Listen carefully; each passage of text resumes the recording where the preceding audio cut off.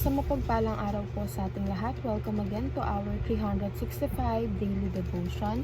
Our topic for today is Jesus Counterattack, and our scripture for today is Luke chapter 4 verse 1 to 13.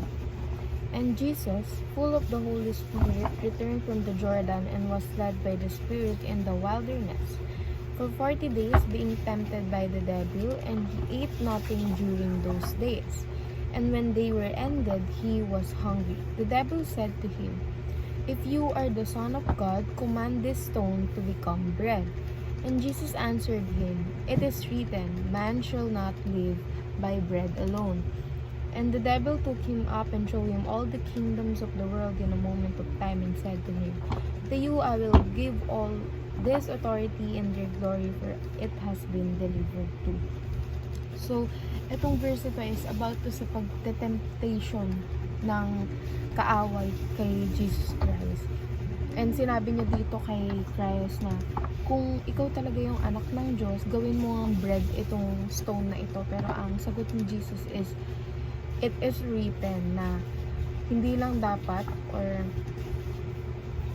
ang tao ay hindi nabubuhay sa tinapay lamang. So, our first teaching, these are the responses of Jesus to temptation. Our first teaching is Deuteronomy chapter 8 verse 3, man shall not live by bread alone. So, kumbaga, isa lang tong metaphor na hindi lang tayo dapat nabubuhay sa bread lang. We also need to, other things in life. Second, Deuteronomy chapter 6 verse 13, worship the Lord your God and serve Him only. So, sinasabi sa verse na to na wala tayong ibang kailangan i-worship, or wala tayong dapat i-worship na iba kundi si Jesus Christ lang. We don't need to worship our work, ourselves, and all other things, kundi ang Panginoon lang natin. And siya lang dapat yung pagserban natin. Third, Deuteronomy chapter 6 verse 16, do not put the Lord your God to the test. Diba ang ginawa ni Satan? Parang sinabi niya na, if you are the Son of God, so wag na wag natin yung gagawin. For example, meron tayo ng mga hinihiling na kung Diyos ka talaga, bakit hindi mo ko payamanin? Kung Diyos ka talaga, bakit hindi mo mabigay ito sa akin?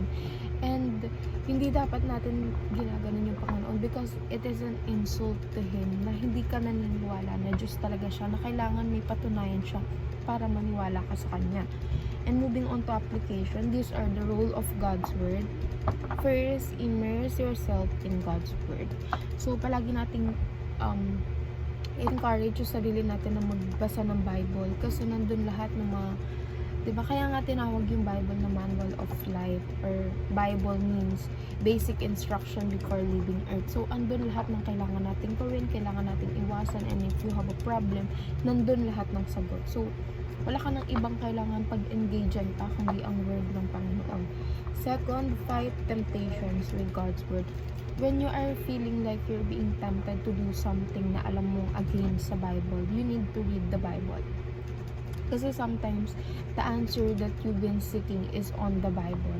And, labanan mo yung mga temptation na kapag merong temptation sa paligid mo, you read the Bible, or you remember the verses na na-apply para maiwasan yung temptation na yun. And last but not the least, trust in God's word for success. So, palagi natin gawing pag-asa ang mga salita ng Diyos at ang mga pangako niya, dahil walang ipinangako ang Panginoon na hindi niya tinupad.